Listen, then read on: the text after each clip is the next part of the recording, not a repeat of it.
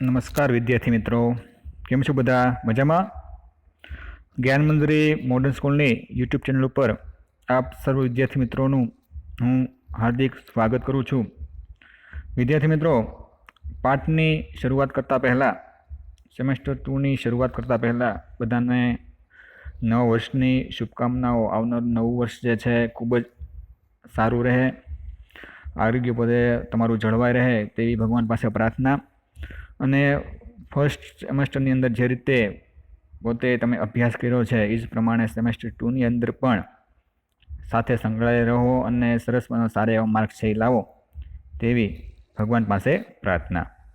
તો વિદ્યાર્થી મિત્રો, બહુ વધારે વાત નહીં કરું, આપણે સરસ પાઠની છે એ શરૂઆત કરશું. એ પહેલાં આપણે સેમેસ્ટર 1ની અંદર પ્રકરણ 1, 2 અને 3 જેનો અભ્યાસ જે છે એ તમે કરી ગયા છે. પ્રકરણ 1 જે છે એમાં મનોવિજ્ઞાન એક વિજ્ઞાન, જેની અંદર તમે મનોવિજ્ઞાનનો અર્થ જોયો છે, વ્યાખ્યા, મનોવિજ્ઞાન ધ્યેયો, ઉપરાંત મનોવિજ્ઞાન ઉદ્ભવ, વિકાસ, મનોવિજ્ઞાનનો અભ્યાસ ક્ષેત્ર, બરાબર, જેનો વિષયનો અભ્યાસ તમે પ્રકરણ 1ની અંદર કર્યો છે. ત્યાર પછી પ્રકરણ 2માં અભ્યાસ પદ્ધતિઓ તમે જોઈ, બરાબર, કે કઈ કઈ અભ્યાસ પદ્ધતિઓ છે, જેની અંદર નિરીક્ષણ પદ્ધતિઓ છે, દીર્ઘકાલીન સમકાલીન પદ્ધતિઓ છે, બરાબર, ઇતિહાસ પદ્ધતિઓ છે, પ્રયોગ પદ્ધતિ, પ્રશ્નાવલી પદ્ધતિ, મુલાકાત પદ્ધતિ, મનોવિજ્ઞાન કસોટીઓ, બરાબર, આ બધી અભ્યાસ પદ્ધતિઓ તમે પ્રકરણ 2ની અંદર અભ્યાસ કર્યો. ત્યાર પછી વિદ્યાર્થી મિત્ર પ્રકરણ 3ની અંદર માનવ વિકાસ, બરાબર, જેની અંદર બુદ્ધિ વિકાસ કોને કહેવાય, એ ઉપરાંત વિકાસની પ્રક્રિયા છે કેવી છે, વિકાસને અસર કરતા પરિબળો, વિકાસની સમજૂતીના સિદ્ધાંતો વિશે વાત કરી, જેની અંદર કોહલબર્ગનો નૈતિક વિકાસનો સિદ્ધાંત, એ ઉપરાંત બીજો ફ્રોઇડનો મનોજાતિ વિકાસનો સિદ્ધાંત, અને ત્રીજું એરિક્સનનો જીવન વિકાસ તબક્કાનો સિદ્ધાંત, બરાબર. જ્યાં આ 3 પ્રકરણો જે છે એનો વિષયનો અભ્યાસ તમે અગાઉ છે કરી ગયા છીએ, પણ એક તમને રિમાઇન્ડર માટે થઈને આ 3 પ્રકરણો વિશે અમુક ટોપિક જે છે મેં તમને યાદ કરાવ્યા છે, બરાબર છે. તો વિદ્યાર્થી મિત્રો, મનોવિજ્ઞાન ધોરણ 11ની અંદર આપણે શુભ શરૂઆત કરીએ. પ્રકરણ નંબર 4, બરાબર છે, વર્તનના જૈવિક આધારો, બરાબર, જેનો અભ્યાસ છે આપણે હવે સ્ટાર્ટ છે એ કરીએ. તો વિદ્યાર્થી મિત્રો, પાઠ નંબર 4, વર્તનના જૈવિક આધારો. એ પહેલાં વિદ્યાર્થી મિત્રો આપણને ખ્યાલ છે કે ભાઈ સરકારશ્રી દ્વારા અમુક અભ્યાસક્રમો જે છે એમાં ટોપિક જે છે, મુદ્દાઓ આ પ્રકરણમાંથી બાદ કરેલા છે, અને અમુક જે ટોપિકની આપણે વાત છે એ કરવાના છીએ, બરાબર. કે જે તે પ્રકરણ જ્યારે શરૂ કરવામાં આવશે એ પહેલાં તમને હું અહીંથી કયા અભ્યાસક્રમમાંથી બાદ કરેલા મુદ્દાઓ જે છે એ કયા છે, બરાબર, એ તમને કહીશ. એ તમારી નોટબુકની અંદર અથવા તો પાઠ્યપુસ્તક લઈને જો બેઠા હો, બરાબર, તો એ પાઠ્યપુસ્તકની અંદર તમારે એ ટોપિક જે છે એની ઉપર હાઇલાઇટ કરી નાખવું, જેથી કરીને તમારે વાંચવામાં આવે નહીં અત્યારે, બરાબર, એક્ઝામ દરમિયાન, પણ આમ તમારે ઓલ ઓવર અભ્યાસ તો કરવો જોઈએ, બરાબર. તો પ્રકરણ 4ની અંદર અભ્યાસક્રમમાંથી બાદ કરેલા મુદ્દાઓ જે છે એ 2 છે, જેની અંદર પહેલું ચેતાતંત્ર અને તેના ભાગો, બીજું અંતઃસ્ત્રાવીય ગ્રંથિઓ અને તેના પ્રકાર, જે પેજ નંબર 42, 46 અને 47, બરાબર. બીજી વાર બોલું છું, ચેતાતંત્ર અને તેના ભાગો, અંતઃસ્ત્રાવીય ગ્રંથિઓ અને તેના પ્રકારો, બરાબર. આ બંને મુદ્દાઓ જે છે તે તમારે અત્યારે આ લેક્ચરની અંદર અથવા તો આ ચેપ્ટરની અંદર માંથી બાદ કરેલા છે, કે જે તમારા અભ્યાસક્રમમાં પૂછવામાં આવશે નહીં, બરાબર. અભ્યાસક્રમમાં પૂછવાના જે મુદ્દાઓ છે તમને વાત કરી દઉં. તો એમાં ઉત્ક્રાંતિમૂલક અભિગમ, ત્યાર પછી માનવ ઉત્પત્તિના સીમાસ્તંભો, જમીન તત્વો અને વર્તન, મગજની રચના અને શારીરિક ચેતાતંત્ર, બરાબર છે. તો આ ટોપિકની વાત જે છે એ અહીં આ ચેપ્ટરની અંદર આપણે કરવાના છીએ. તો ચાલો વિદ્યાર્થી મિત્રો, આપણે પાઠની શરૂઆત કરીએ. તો પહેલાં તમે પાઠનું જે વિષય વસ્તુ તમે જોવો છો કે વર્તનના જૈવિક આધારો, કે મનુષ્ય જે છે પોતાના જીવનકાળ દરમિયાન ઘણું બધું વર્તન જે છે એ અલગ અલગ પ્રકારના વર્તનો છે એ કરતા હોય છે, બરાબર છે. તો વર્તનો વિશે આપણને ખ્યાલ છે કે ભાઈ કોઈ પણ વ્યક્તિ છે એનું વર્તન જે છે એ અલગ પ્રકારનું હોય, બરાબર. તો અહીં આપણને આ વર્તનની જૈવિક આધારો આપણને કીધેલા છે. બરાબર. મનુષ્ય જ એક વ્યક્તિ એવો છે કે જે અલગ અલગ પ્રકારના ડિફરન્ટ ટાઈપને કહી શકીએ, બરાબર, કે જેનું માનસિક જે વલણ જે છે એ જોવા મળતું હોય છે, વર્તન છે એ જોવા મળતું હોય છે. બરાબર. એમાં પણ ઘણા બધા પ્રકારો પડે છે. આપણને ખ્યાલ છે કે બધા જ વ્યક્તિઓ જે છે એ સરખા હોતા નથી. બરાબર. બધા જ વ્યક્તિઓ જે છે પોતાનું અલગ અલગ જીવન જે છે અલગ અલગ વર્તન પ્રમાણે પોતે વર્તતા હોય છે. અમુક આપણે કહેતા હોઈએ છીએ કે ભાઈ આનું વર્તન ખૂબ જ સારું છે, આનું વર્તન ખૂબ ખરાબ છે. બરાબર. આ વ્યક્તિ આવો છે, આ વ્યક્તિ તેમ છે. બરાબર. એટલે ટૂંકમાં કહેવાનો મતલબ એમ છે કે ભાઈ બધા જ વ્યક્તિઓ જે છે એ વર્તન અલગ અલગ હોય છે. તો આ વર્તન જે છે એના જૈવિક આધારો છે, બરાબર, જેની વિશેનો પાઠમાં આપણે અભ્યાસ છે એ કરવાનો છે. તો વિદ્યાર્થી મિત્રો, આપણે તેની પ્રાસ્તાવિક માહિતી મેળવીએ તો જોઈએ તેની અંદર તો સજીવ સૃષ્ટિમાં માનવી પાસે જ વિકસિત મગજ અને માનસિક શક્તિઓ છે એ રહેલી છે. તો અહીં આપણને કીધું છે કે ભાઈ આપણું જે સજીવ સૃષ્ટિ કે જીવન જે છે એ જીવનની અંદર આ સજીવો ઘણા બધા પ્રકારના છે. બરાબર. પૃથ્વી સપાટી ઉપર જે સજીવ સૃષ્ટિ જે છે એ ખૂબ જ વિકસિત છે અને ખૂબ વિશાળ છે. તો આ સજીવ સૃષ્ટિમાં માનવી પાસે જ વિકસિત મગજ, બરાબર, ખૂબ સારું જો મગજ હોય તો એ વિકસિત મગજ જો છે એ મગજ અને માનસિક શક્તિઓ છે એ મનુષ્ય પાસે છે એ રહેલી છે. સીધા ટટ્ટા ચાલવું, અન્ય પ્રાણીઓની તુલનામાં શરીરના વજનની સરખામણીઓમાં મગજનું મોટું કદ. જો અમુક વર્તન જે છે એ અમુક જે છે ફેરફાર આને પણ આપણે જોતા હોઈએ છીએ કે ભાઈ સીધા ટટ્ટા ચાલતા હોય. અમુક છે એ અન્ય પ્રાણીઓની તુલનામાં શરીરના વજનની સરખામણીમાં મગજનું મોટું કદ હોય છે. એ ઉપરાંત મગજના વિવિધ ભાગોનો વિકાસ, ભાષાનો, બરાબર, તો અહીંયા આપણને કીધું મગજના વિવિધ ભાગોનો વિકાસ, ભાષાનો ઉપયોગ વગેરે માનવીની વિશિષ્ટ લક્ષણો છે. તો એ આપણને ખાસ ઉદાહરણો પર તમારે યાદ છે એ રાખવું જોઈએ કે ભાઈ આ બધા ઉપયોગ છે માનવીના વિશિષ્ટ લક્ષણો છે આપણે જોતા હોઈએ છીએ. હજારો વર્ષ પછી મગજ અને ચેતાતંત્રના વિકાસને પરિણામે માનવી અમૂર્ત વિચારણા અને તર્ક જેવી ઉચ્ચ બોધાત્મક શક્તિઓ છે એ ધરાવતો થયો છે. તો વિદ્યાર્થી મિત્રો, અહીં આપણને ખ્યાલ છે કે ભાઈ મનુષ્ય છે એ કોદાળીથી લઈ અને કોમ્પ્યુટર સુધીનો વિકાસ છે એણે કરેલો છે. બરાબર. પહેલાંના જમાનામાં જે લોકો જે છે એ માઇન્ડ જે છે, મગજ જે એટલું બધું ખ્યાલ નહોતો વ્યક્તિને. બરાબર. ત્યારે આપણે કોદળનો ઉપયોગ કરતા. ધીમે ધીમે અત્યારે તમે જો કે ભાઈ સિસ્ટમ છે એ કોમ્પ્યુટરનો ઉપયોગ છે આપણે કરતા થઈ ગયા છીએ.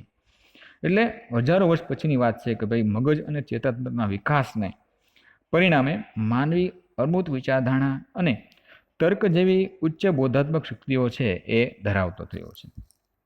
માનવ વર્તન અને તેની સાથે સંકળાયેલ શારીરિક પ્રક્રિયાઓની સમજૂતી મેળવવા માટે શરીર રચના, શરીર વિજ્ઞાન, મગજના કાર્યો તેમજ ચેતાતંત્રનો વિગતે અભ્યાસ કરવો ખૂબ જ આવશ્યક છે. તો અહીં આપણને વાત કરી છે કે ભાઈ માનવ વર્તન અને તેની સાથે સંકળાયેલ શારીરિક પ્રક્રિયાઓને સમજૂતી મેળવવા માટે થઈને આપણે શરીરની રચના, શરીર વિજ્ઞાન, મગજના કાર્યો, ચેતાતંત્રનો વિગતે અભ્યાસ આપણે કરવો એ ખૂબ જ આવશ્યક વસ્તુ ટૂંકમાં કહેવામાં આવેલી છે. બરાબર. તો આ વસ્તુનો અભ્યાસ માટે થઈને, શારીરિક પ્રક્રિયાને સમજૂતી મેળવવા માટે થઈને વિદ્યાર્થી મિત્રો આપણે શરીરની રચના પહેલાં તો જોવી પડશે. ત્યાર પછી શરીર વિજ્ઞાન છે, આપણું શરીરની વૈજ્ઞાનિક પદ્ધતિ કેવી છે, મગજ જે છે એ કઈ રીતે કાર્ય કરે છે, આપણું ચેતાતંત્રનું કાર્ય કેવું છે, એનો વિગતે અભ્યાસ છે આપણે આ પ્રકરણની અંદર છે એ કરવાનો છે. જૈવ મનોવૈજ્ઞાનિકો, ચેતા મનોવૈજ્ઞાનિકો અને શરીરલક્ષી મનોવૈજ્ઞાનિકો જટિલ વર્તન અને ચેતાતંત્ર વચ્ચે સંબંધનો અભ્યાસ છે એ કરે છે. વિદ્યાર્થી મિત્રો, ઘણા બધા જે મનોવૈજ્ઞાનિકો જે છે, બરાબર, એ બધા જ મનોવૈજ્ઞાનિકો તમે જોવો છો કે ભાઈ આ ચેતાતંત્ર અને વર્તન વચ્ચે શું સંબંધ જે છે, બરાબર, જેનો અભ્યાસ છે એ કરે છે. તમે જોવો છો કે ભાઈ જૈવિક મનોવૈજ્ઞાનિકો છે, ચેતા મનોવૈજ્ઞાનિકો છે, શરીરલક્ષી મનોવૈજ્ઞાનિકો છે, બરાબર, બધા જ મનોવૈજ્ઞાનિકો એનો અભ્યાસ છે એ કરતા હોય છે. તેઓ ખાસ કરીને વિચારો, લાગણીઓ અને વર્તનના શારીરિક આધારો જાણવાનો પ્રયાસ છે એ કરે છે. બરાબર. તો અહીં તમને વાત કરી કે ભાઈ એ વિચારો છે, લાગણીઓ કઈ રીતે કરે છે, એનું વર્તનનું શારીરિક આધારો કેવા છે, એ બધું વસ્તુને જાણવાનો પ્રયત્ન આ વૈજ્ઞાનિકો અત્યારે કરી રહ્યા છે. આવા પ્રયાસો દ્વારા માનવ વર્તનને અનોખું બનાવવામાં મગજ, વર્તન અને પર્યાવરણ વચ્ચે કેવી રીતે આંતરક્રિયાઓ થાય છે તેનું જ્ઞાન છે એ મળે છે. તો આવા પ્રયાસો છે વૈજ્ઞાનિકો કરે છે, જેથી કરીને એને અનોખું બનાવવા માટે થઈને તમે જોવો છો કે ભાઈ મગજ જે છે, વર્તન અને પર્યાવરણ વચ્ચે કેવી આંતરક્રિયાઓ થાય છે, બરાબર, એનો અભ્યાસ છે, એનું જ્ઞાન જે છે આ વૈજ્ઞાનિકોનો છે એ મળતો હોય છે.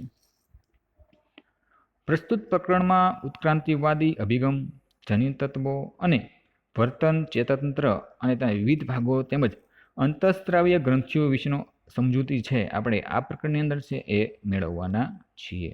બરાબર. તો વિદ્યાર્થી મિત્રો, આપણે પાઠ નંબર 4 જે છે વર્તનના જૈવિક આધારો, જેની પ્રાસ્તાવિક માહિતી છે એ મેળવી છે. જેમાંનો પ્રથમ જે ટોપિક જે છે એની વાત કરવાની છે આપણે ઉત્ક્રાંતિમૂલક અભિગમ. બરાબર છે. પહેલો ટોપિક જે છે એની વાત આપણે કરીએ તો ભાઈ ઉત્ક્રાંતિમૂલક અભિગમ. બરાબર છે. તો આ જે ઉત્ક્રાંતિમૂલક અભિગમ જે છે એ કેવું છે, બરાબર, એ કઈ રીતે કાર્ય છે કરે છે, એની અંદર કઈ કઈ વસ્તુનો સમાવેશ થતો હોય છે. તો આ ઉત્ક્રાંતિમૂલક અભિગમ વિશે આપણે વિગતે અભ્યાસ છે એ જોઈએ.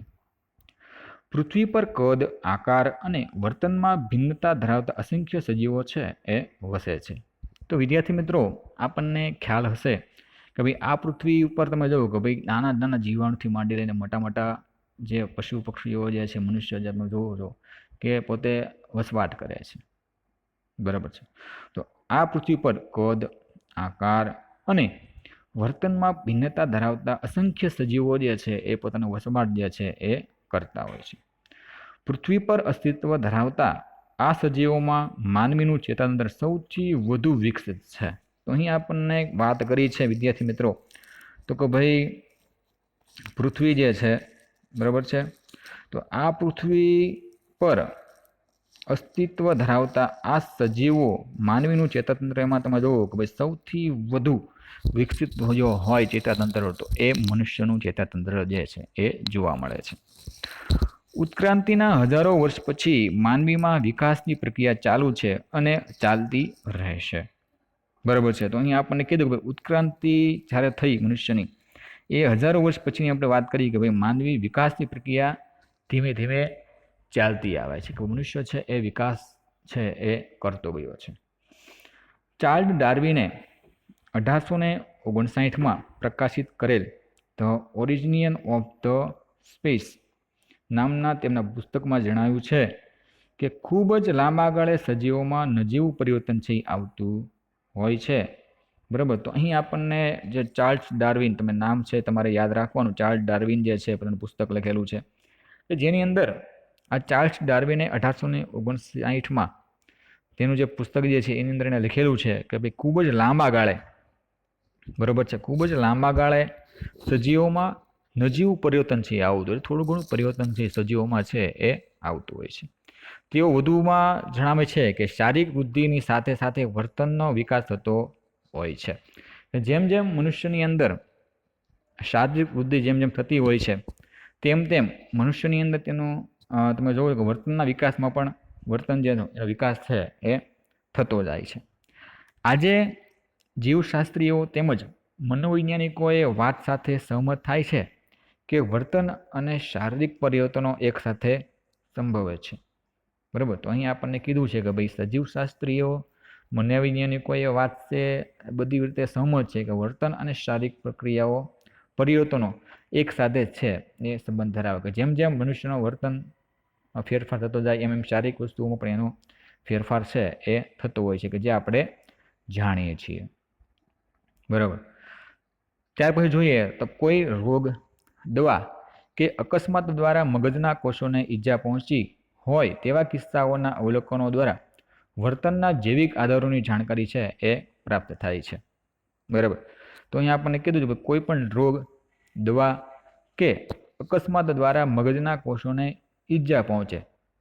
બરાબર. આપણે કોઈ પણ રીતે તમે જોવો છો કે ભાઈ વ્યક્તિને કાંઈ પણ રીતે વાગતું હોય, રોગના કારણે પણ તમે જો ઈજા થતી હોય, અકસ્માત હોય, દવા લીધી હોય એના કારણે કાંઈક એને ઈજા પહોંચતી હોય, તો એવા કિસ્સાઓમાં અવલોકનો દ્વારા વર્તનના જૈવિક આધારોની જાણકારી છે એ આપણે પ્રાપ્ત કરી શકીએ. આવા કિસ્સાઓમાં સામાન્ય મનોવૈજ્ઞાનિક પ્રક્રિયાઓ પર અસર છે એ થતી હોય છે. પરિણામે વર્તનની જુદી જુદી ખામીઓ છે એ સર્જાતી હોય. એના કારણે તમે જો વર્તન જે છે એનું પરિણામે જુદી જુદી ખામી છે એ જોવા મળે. આપણે મગજના કોષોના મહત્વના સ્વીકાર કરવો જોઈએ કે ભાઈ મગજની અંદર તમે જો એ મહત્વનો જે મગજના કોષો જે છે એનો સ્વીકાર કરવાનો છે. મગજના કોષો દ્વારા સંવેદન, પ્રત્યક્ષીકરણ, સ્મૃતિ કે તર્ક જેવી મહત્વની પ્રક્રિયા જે છે એ ઉદ્ભવતી હોય છે. તો અહીં તમારે યાદ રાખવું છે કે મગજના કોષો દ્વારા સંવેદન, પ્રત્યક્ષીકરણ, સ્મૃતિ કે તેના વર્તન જેવી મહત્વની પ્રક્રિયાઓ જેનો ઉદ્ભવ જે છે એ થતો હોય છે. બરાબર કે સંવેદના એટલે કે ભાઈ હાવભાવ તમે જોવો છો, બધા બીજા પ્રત્યેની જે સંવેદના જેને આપણે કહીએ છીએ. ત્યાર પછી પ્રત્યક્ષીકરણ જોઈએ, સ્મૃતિ એટલે યાદ રાખીએ, તર્ક એટલે વિચારીએ, જેવી મહત્વની પ્રક્રિયાઓ આપણે ઉદ્ભવતી હોય છે મગજમાં.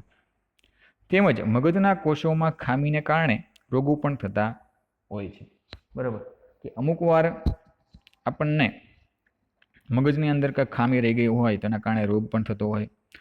લોકો બુદ્ધિ, શીખવાની શક્તિ, સ્મૃતિ તેમજ શારીરિક અને માનસિક લક્ષણોની બાબતોમાં એકબીજાથી જુદા પડે છે. જો વ્યક્તિ તમે જો કે લોકોની બુદ્ધિ છે એક નથી હોતી. બરાબર, એની બુદ્ધિ ક્ષમતા હોય છે અલગ અલગ હોય છે, એ રીતે પણ અલગ પડતા હોય. અમુક શીખવાની શક્તિ, બરાબર, આપણે 10 વિદ્યાર્થીઓ 10 જણા હોય એમાંથી એક વ્યક્તિનો મગજ ખૂબ સારો ચાલતો હોય એ શીખવાની વૃદ્ધિ છે એ વધારે હોય છે, એટલે શીખવાની શક્તિ હોય. સ્મૃતિ એટલે યાદશક્તિ, તમે જોવો છો કે ભાઈની યાદશક્તિ પણ ખૂબ જ હોય છે, યાદ છે બહુ રહેતું હોય છે. તેમજ શારીરિક અને માનસિક લક્ષણોની બાબતોમાં એકબીજાથી અમુક વ્યક્તિઓ છે એ અલગ છે પડતા હોય, જે આપણે જોતા હોઈએ છીએ. વ્યક્તિના આવા વિશિષ્ટ લક્ષણો મગજ, વર્તન અને સામાજિક સાંસ્કૃતિક વાતાવરણની આંતરક્રિયાનું પરિણામ છે. બરાબર, આ બધી વસ્તુઓ તમે જોવો છો કે ભાઈ આવી વ્યક્તિઓના લક્ષણો જે છે એ વર્તન છે, મગજ છે અને સામાજિક સાંસ્કૃતિક વાતાવરણથી આ બધી વસ્તુઓ છે એ બનતી હોય છે. તો અહીંયા આપણને અલગ અલગ મગજો વિશે વાત કરી છે, જેનો અભ્યાસ તમારે તમારી પાઠ્યપુસ્તકમાંથી જોઈને છે એ ખાસ કરવાનો છે. તો અહીં આપણને કીધું માછલીનું મગજ કેવું હોય છે, ત્યાર પછી જળસ્થળ ચરનું મગજ છે એવા કેવું હોય છે, સરીસૃપ જે પ્રાણીઓ છે બરાબર એનું મગજ કેવું છે, પક્ષીની મગજ કેવી રીતે પ્રકારનું હોય છે, કૂતરાનું મગજ છે એ કેવું આપેલું છે, ઉપરાંત ઉચ્ચ કોટીના વાનરનું મગજ, બરાબર છે આ, અને છેલ્લે આપેલું આવ્યું છે માનવનું મગજ. બરાબર, આ માનવનું મગજ જે છે એના વિશે પણ અભ્યાસ તમે વિજ્ઞાનની અંદર છે એ કરી ગયા કે મોટું મગજ છે, ધ્રાણેન્દ્રિય ખંડ છે, દૃષ્ટિખંડ છે, નાનો મગજ છે અને લંબમજ્જા. બરાબર, જેમ મનુષ્યના મગજની અંદર આ બધી જ વસ્તુનો સમાવેશ છે એ થતો હોય છે. બરાબર છે, તો પણ તમારે ઘરે એકવાર સરસ રીતે વાંચન છે આનું કરી લેવાનું. ત્યાર પછી વિદ્યાર્થી મિત્રો આપણે વાત કરીએ તો વિકાસની પ્રક્રિયા દરમિયાન માનવીના શારીરિક અને વાર્તનિક પાસાઓમાં જોવા મળતા પરિવર્તનો વાતાવરણની જરૂરિયાતોની અસરોનું પરિણામ છે. બરાબર છે, તો અહીં આપણને કીધું છે કે વિકાસની પ્રક્રિયા દરમિયાન માનવીના શારીરિક અને વાર્તનિક પાસાઓ જોવા મળતા પરિવર્તનો વાતાવરણની જરૂરિયાતોની અસરોનું પરિણામ છે. પ્રાચીન સમયમાં માનવ જાતિઓમાં કાર્ય વિભાજન જોવા મળતું કે ભાઈ અલગ અલગ કાર્યોને અલગ અલગ રીતે વિભાજિત કરવામાં આવતું હતું. પુરુષ હંમેશા દૂર દૂરના સ્થળોથી ખોરાક શોધી લાવવા કે શિકાર જેવા કાર્યો છે કરવા પડતા. તો કાર્યોને પણ વિભાજિત કરી દેવામાં આવતું. અત્યારે કેમ કાર્ય વિભાજિત કરીએ છીએ આપણે, એ જ પ્રમાણે પ્રાચીન ભારતના જે લોકો જે છે બરાબર છે એમાં અલગ અલગ જે વ્યક્તિઓમાં રહેલી જે શક્તિ છે એ પ્રમાણેનું કામ સોંપતા. બરાબર, અમુક જે તમે જુઓ કે પુરુષો ખાસ કરીને હોય તો પુરુષોને હંમેશા દૂર દૂર સુધી જવું પડતું ખોરાકની શોધમાં અને શિકાર કરીને લાવવું પડતું હતું. ત્યારે સ્ત્રીઓ છે મુખ્યત્વે ગૃહ કાર્ય, ઘરનું કામ કરતી, બાળ ઉછેરનું કાર્ય એનું હતું. બરાબર, બાળ ઉછેરનું કાર્ય પણ એ કરતા હતા. માનવીની જુદી જુદી જરૂરિયાતોના સંદર્ભમાં જુદી જુદી સંસ્કૃતિઓમાં પુરુષો અને સ્ત્રીઓની ભૂમિકામાં તફાવત છે મળતા હતા કે ભાઈ એ સમયે પણ તમે જોવો છો કે ભાઈ સ્ત્રીઓ અને પુરુષો બંનેની કાર્ય પદ્ધતિ પણ અલગ હતી. સ્ત્રીઓ ઝીણવટભર્યા કારક કૌશલ્યોમાં પારંગત હતી કે નાનું નાનું કામ હોય ને એ સ્ત્રીઓ છે ઝડપથી છે એ કરી શકતી હતી, જ્યારે પુરુષોએ સખત અને સ્નાયુ પ્રધાન કાર્ય કરવા પડતા. એટલે મેનનું જે કામ હોય બરાબર છે એ પુરુષોએ કરવું પડતું. પરંતુ આધુનિક ઔદ્યોગિક સમાજમાં વ્યક્તિ પાસે વિવિધ પ્રકારના કાર્યકૌશલ્ય હોવા જરૂરી બન્યા છે કે અત્યારની સમયમાં તમે જો સ્ત્રીઓ અને પુરુષો છે એક સરખા છે, સરખી રીતે કાર્ય ટૂંકમાં કરે છે એમ કહી શકીએ. તો આધુનિક ઔદ્યોગિક સમાજમાં વ્યક્તિ પાસે વિવિધ પ્રકારના કાર્યકૌશલ્યો છે એ ખૂબ જ અત્યારના સમયમાં જોવા મળે છે અને હોવા જરૂરી છે. વંશ પરંપરાગત કે રૂઢિગત ભૂમિકાઓ કે વ્યવહારોમાં પરિવર્તન છે આવ્યું. દાખલા તરીકે આજે સ્ત્રીઓ લશ્કર, તબીબી ક્ષેત્રે કે પોલીસ ખાતામાં સેવાઓ છે આપી થઈ છે, જ્યારે મોટી હોટલમાં પુરુષો રસોઈઓ તરીકે પણ સેવાઓ આપે છે. તો આ ઉદાહરણ વિશે ઉપરથી આપણને ખ્યાલ છે આવતો હોય છે, બરાબર, કે ભાઈ સ્ત્રીઓ લશ્કરમાં જાય છે ત્યારે પુરુષો હવે રસોઈમાં મોટા મોટા હોટલમાં રસોઈમાં જતા હોય છે. પુરુષ અને સ્ત્રીઓની વિશિષ્ટ અભિયોગ્યતાઓ વચ્ચેના તફાવતો ઝડપથી લુપ્ત થતા જાય છે કે ધીમે ધીમે હવે અત્યારે બધી વસ્તુ તમે જો પરિવર્તન છે એ આવતું જતું હોય છે. જે સમયે માનવીના થતા જૈવિક અને વાર્તનિક પરિવર્તનોમાં વાતાવરણમાં મહત્વનો નિર્દેશ કરે છે. વાતાવરણજન્ય પરિવર્તનો સજીવોમાં સાધનો માટે સ્પષ્ટ સર્જે છે. જે સજીવો આવા વાતાવરણજન્ય પરિવર્તનો સામે ઝઝૂમી શકે છે તેઓ જ પોતાના અસ્તિત્વ છે ટકાવી શકે છે અને પ્રજોત્પત્તિ કરી શકે છે. તો ખાસ તમારે જોવાનું કે ભાઈ જે સજીવો આવા વાતાવરણજન્ય પરિવર્તનો સામે ઝઝૂમી શકે તેઓ જ પોતાનું અસ્તિત્વ છે એ ટકાવી શકે, બરાબર છે. ત્યાર પછીનું ટોપિક અહીં આપણે જોઈએ છીએ તો માનવ ઉત્ક્રાંતિના સ્ત્રીભા સ્તંભો, બરાબર. તો મનુષ્યની જે ઉત્ક્રાંતિ થઈ, વિકાસ થયો, એમાં કયા કયા આધાર સ્તંભો છે?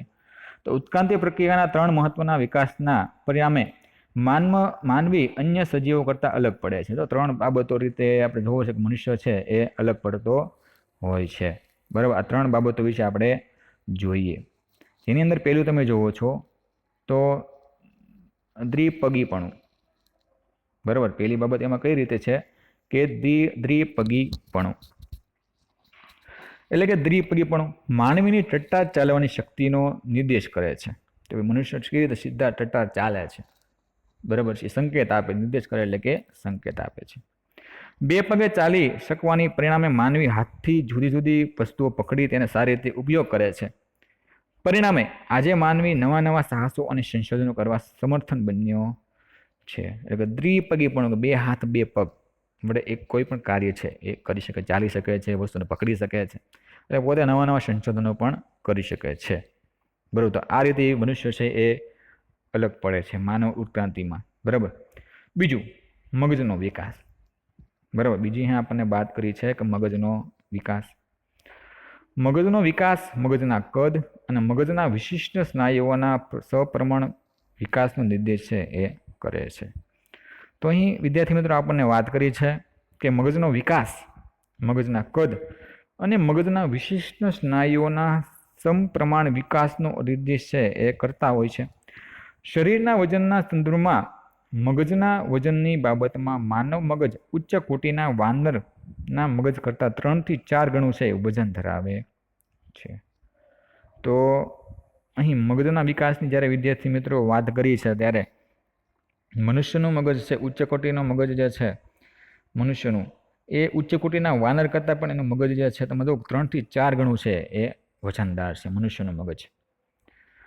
પરિણામે જટિલ વિચારણા, તર્ક, સ્મૃતિ કે સમસ્યા ઉકેલ જેવી શક્તિઓ માનવીમાં વધારે પ્રમાણમાં જોવા મળે છે, બરાબર. તો અહીં આપણને કીધું છે કે પરિણામ સ્વરૂપે જોઈએ તો જટિલ વિચારણા એ ઉપરાંત તર્ક, સ્મૃતિ કે સમસ્યા ઉકેલ જેવી શક્તિઓ માનવીમાં વધારે પ્રમાણમાં જોવા મળે છે, જે ઉચ્ચ બોધાત્મક શક્તિઓ પૂરી પાડે છે, બરાબર. તો અહીં આપણને 2 બાબતો વિશે કીધું, આધાર સીમા સ્તંભો છે, જેમાં દ્વિપગીપણું અને બીજું મગજનો વિકાસ. ત્યાર પછી છેલ્લું ટોપિક આપણે જોઈએ તો ભાષાનો વિકાસ. માનવીનું ત્રીજું અને મહત્વનું સીમાચિહ્ન ભાષાનો ઉપયોગ જ છે, બરાબર. કે જે મનુષ્ય પોતે ભાષાનો ઉપયોગ છે કરે. અમુકની ભાષા ખૂબ સારી હોય છે, અમુકની છે આપણને ગમતી નથી હોતી, એવું પણ બનતા હોય છે. તો આ ભાષાનો વિકાસ છે એ પણ એમાં મહત્વનો ભાગ જે છે એ ભજવતો હોય છે. ભાષા માનવીની અન્ય માનવી સાથે આંતરિક ક્રિયાને અસરકારક બનાવે છે. તો આપણી ભાષા ખૂબ સારી હોય તો આપણે બીજાને સરસ રીતે સમજાવી શકીએ. આપણે ભાષા સારી ન હોય તો આપણે સમજાવી શકતા નથી. અમુક આપણી બોલી ઉપરથી આપણી ઉપર છે એ વિશ્વાસ છે કરતા હોય છે, આપણા હાવભાવ જોઈને, બરાબર છે. તો આ બધી શક્તિઓ છે આપણામાં રહેલી છે, બરાબર. એટલે વર્તન ખૂબ સારું હોવું જોઈએ, ભાષા પણ આપણે શુદ્ધ સારી હોવી જોઈએ, બરાબર છે. અમુક છે સારી રીતે બોલતા પણ નથી હોતા, બરાબર. તો આ ભાષાનું પણ પ્રભુત્વ એટલું જ સરસ મજાનું જોવા મળે છે. ભાષા સાંસ્કૃતિક વિકાસનો આધાર સ્તંભ છે. એમ સરસ મજાની વાત કરી છે કે ભાષા છે એ સાંસ્કૃતિક વિકાસનો જો આધાર સ્તંભ જો હોય, બરાબર, તો એ છે ભાષા. ઠીક છે. તે અન્ય સાથે અસરકારક રીતે પ્રત્યાયન કરવાનું મહત્વનું માધ્યમ છે, બરાબર. કે બીજાને સમજાવવા માટે આપણી ભાષા જો ખૂબ સરસ હોતી હોય, બરાબર, તો આ સમજાવવા માટે તો અસરકારક રીતે પ્રત્યાયન મહત્વનું માધ્યમ જો હોય તો એ છે ભાષા છે. તો આપણી પાસે ભાષા નોલેજ, ભાષા ખૂબ સારી હોવી જોઈએ, બરાબર. તો વિદ્યાર્થી મિત્રો, આપણે આ લેક્ચરની અંદર ઉત્ક્રાંતિમૂલક અભિગમ વિશે વાત કરી, એની પ્રાસ્તાવિક માહિતી જે પાઠની લીધી, અને માનવ ઉત્ક્રાંતિના જે સીમાસ્તંભો જે છે એની અંદર 3 છે: દ્વિપગીયપણું, મગજનો વિકાસ, ભાષાનો વિકાસ. એની વિશે આપણે અભ્યાસ છે આપણે આ લેક્ચરની અંદર છે એ કર્યો છે, બરાબર. તો હોમવર્કની અંદર વિદ્યાર્થી મિત્રો તમારે પાઠ નંબર 4ની અંદર જે માનવ ઉત્ક્રાંતિના જે સીમાસ્તંભો જે છે, બરાબર, એ ટોપિક જે છે તમારે રફ નોટની તમારે જે હોમવર્ક બુક જે છે જે તમે બનાવતા હોઈએ છે, બરાબર, એની અંદર તમારે માનવ ઉત્ક્રાંતિના સીમાસ્તંભો વિશે ની નોંધ છે એ હોમવર્કની અંદર તમારે કરવાની રહેશે, બરાબર. તો વિદ્યાર્થી મિત્રો, નેક્સ્ટ વિડીયોની અંદર પાછા આપણે ભેગા થઈએ, બરાબર. ત્યાં સુધી ઘરે રહો, સુરક્ષિત રહો. Okay student, bye student.